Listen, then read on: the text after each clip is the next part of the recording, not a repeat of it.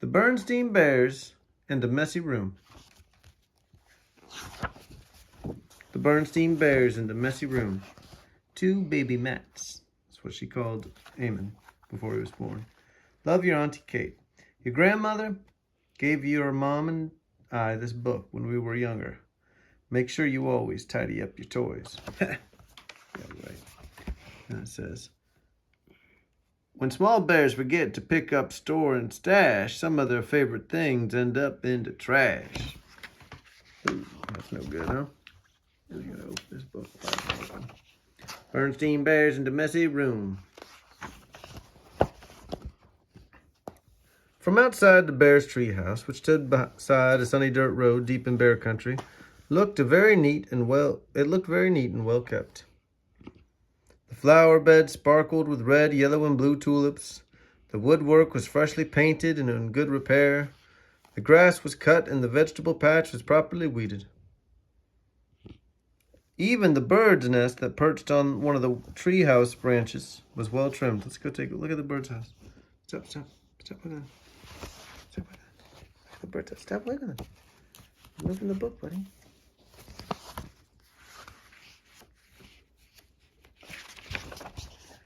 The inside of the bear's treehouse was neat and clean, too. The pictures were straight, the piano was dusted, the kitchen was spick and span. Even the basement was neat and clean. And if you think it's easy to keep a treehouse basement neat and clean, well, you've never tried to do it.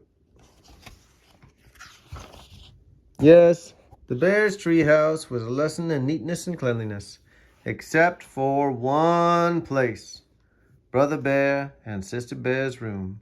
It was a mess. A dust-catching wall-to-wall, helter-skelter mess. It wasn't that brother and sister were naturally messy. They tried to keep their room straight. They made their beds, most of the time. And they swept and picked up once in a while.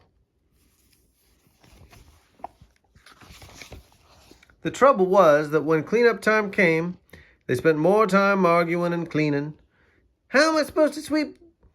You sweep with your dumb dinosaur toys all over the floor, argued Sister. They're not toys, they're models. And I don't move them. Don't move them. I'm working on a setup for the Pleistocene age, Brother protested. Pleistocene, schmeistocene, shouted Sister.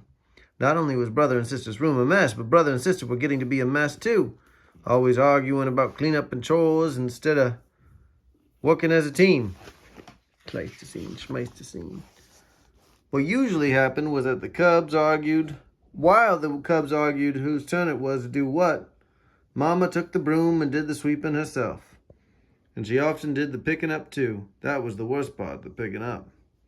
And the putting away. Poor Mama. Well, the mess just seemed to build up until one day, maybe it was because Mama's back was a little stiff, or maybe it was stepping on Brother's airplane cement, or maybe she was just fed up with that messy room. But whatever it was, Mama Bear lost her temper. She stormed into the cub's room. Look at that. She done lost her temper right there. Oh, yeah. Ooh, stay away from her. She stormed in the cub's room with a big box. Why is it all blurry? There we go. The first thing we have to do is get rid of all this junk, she said. Junk? Said Brother and Sister, watching in horror as Mama began to throw things into the box. My teddy isn't junk, screamed Sister. My bird's nest collection isn't junk, yelled Brother at the top of his lungs. Ah! Whoops. Okay, hopefully we got the right side up. Yeah. Wait, just lean back, dude. That's why I'm dropping things.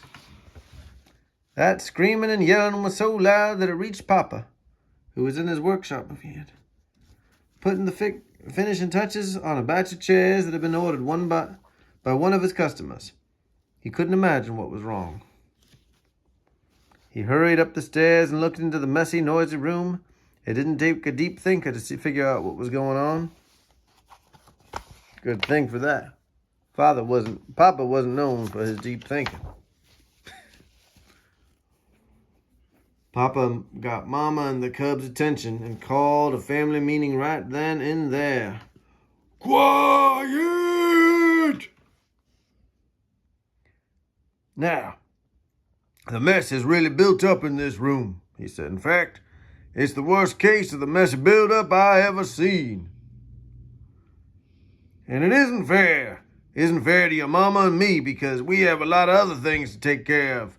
And it isn't fair to you because you really can't have fun or relax in a room that's such a terrible mess. Look at that mama. What's she saying? She grumpy. But mama putting all my things into that box. Why is it so blurry when I do that? Even my teddy, said sister. And my things too, cried brother. A box, yes, he said. Better yet, a lot of different kind of boxes. A big toy box for your large toys. I can make one for you in my shop, and some smaller boxes for your collections and models. How about one of those boards with holes and pegs to hang things on? A pegboard, great idea. All this room needs is a little organization. A little organization and a few rules, added Mama. Rules about more sweeping and less arguing and not leaving things to gather dust and cobwebs. That's right. That's actually the real problem, not the boxes. Get all the boxes you want. Kids aren't going to put them away.